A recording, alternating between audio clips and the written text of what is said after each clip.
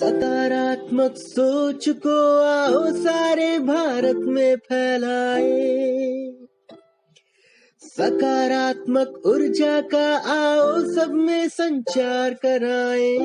बुद्धं शरणं गच्छामि,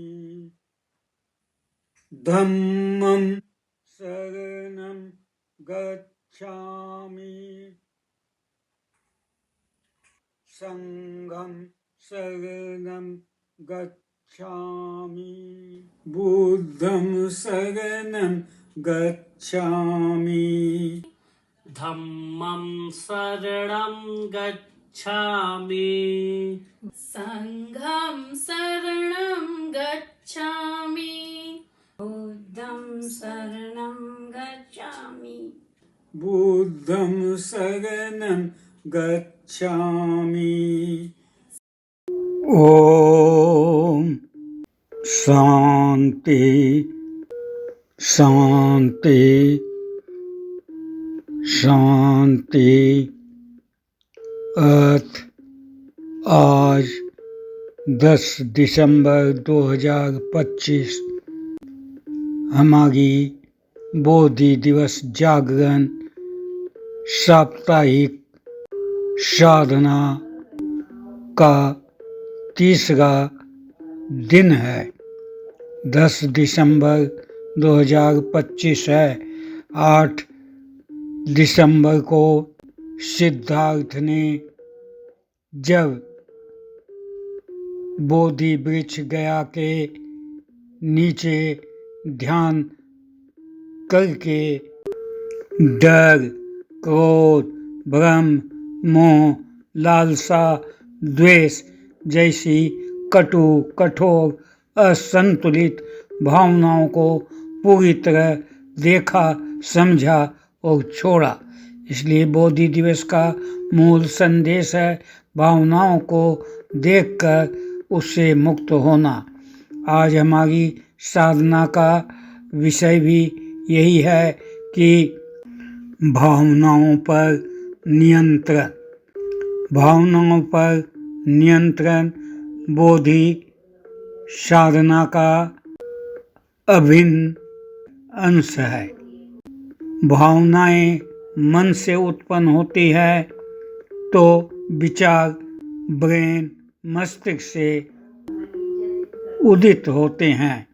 विचार और भावनाओं के इस अंतर के कारण ही हमें आवश्यकता है कि हम अपने विचारों को असंतुलित हो जाते हैं, उनको हम अपने मन पर नियंत्रण करके अंतर की मस्तिष्क से उठने वाले विचारों को देखें, सुनें और तदनुकूल हम अपना जीवन आगे बढ़ावें। यह लक्ष्य गीता का समत्व योग के नाम से है, तो वेदों में इसे ऋत कहा है। सत्य का नियम अटल है, परिवर्तनशील नहीं है। समत्व योग में परिवर्तनशीलता को नकार कर निष्काम भाव से एक संतुलित मानसिक भावनाओं को करके एक समान जीवन जीना ही गीता का लक्ष्य है।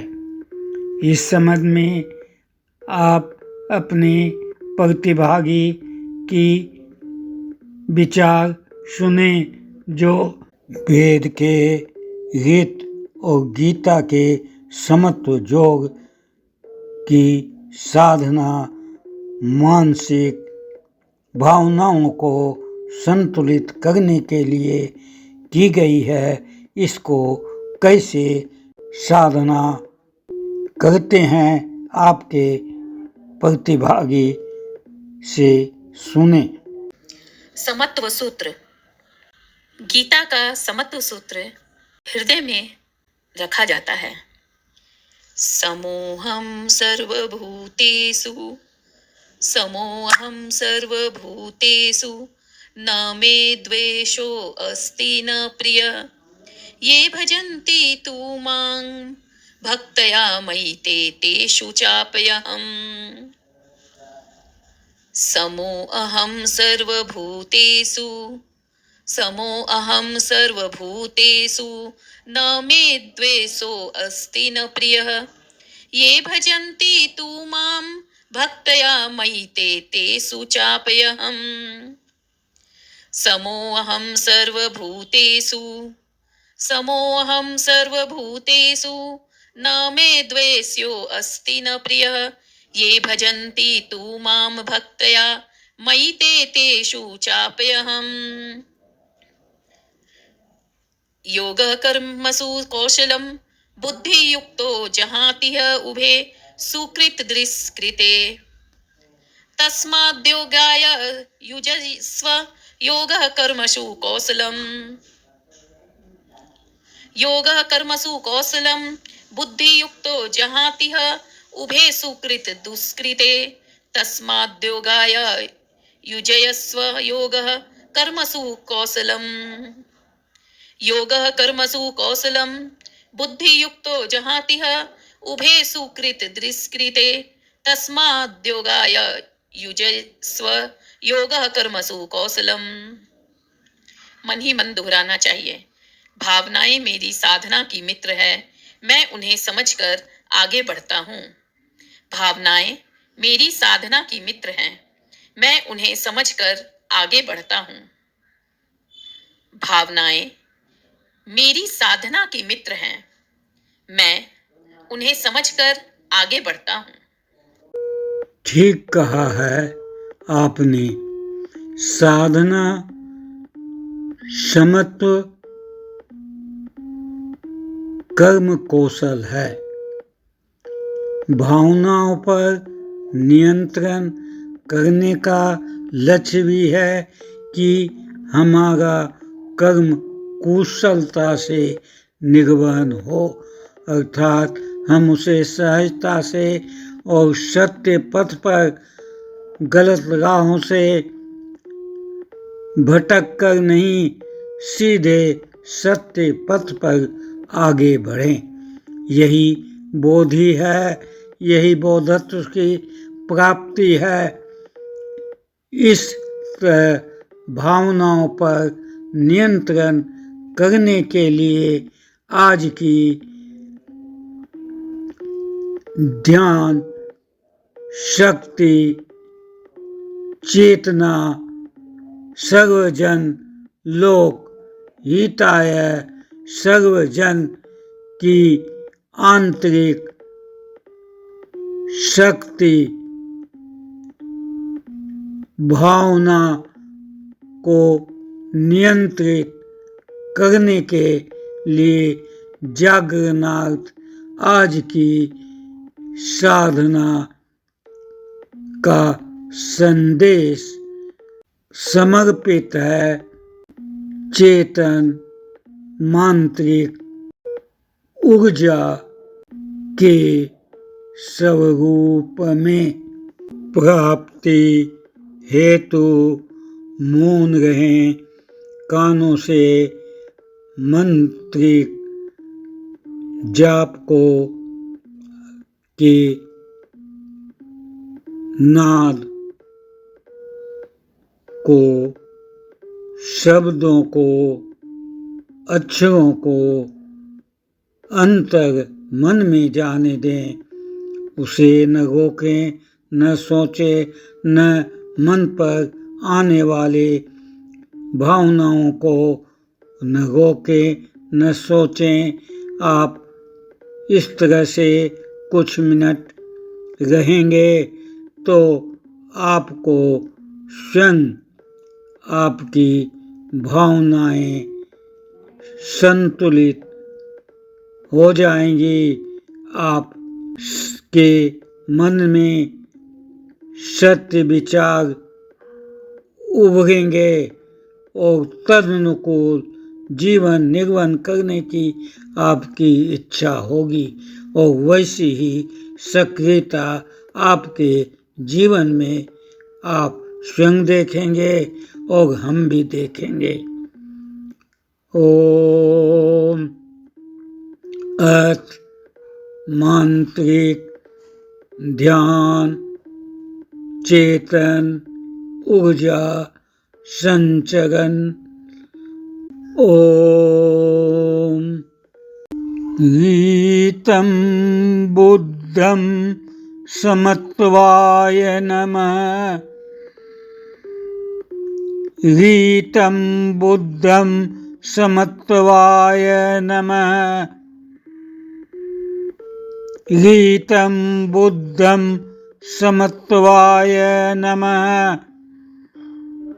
गीतं बुद्धं समत्वाय नमः। ओम गीतं बुद्धं समत्वाय नमः। ओम तत्सत्।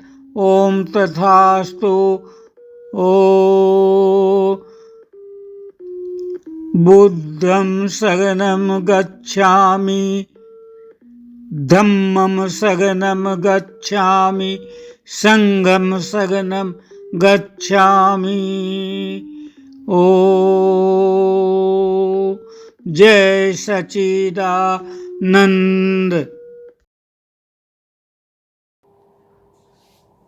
वंदे मातरम।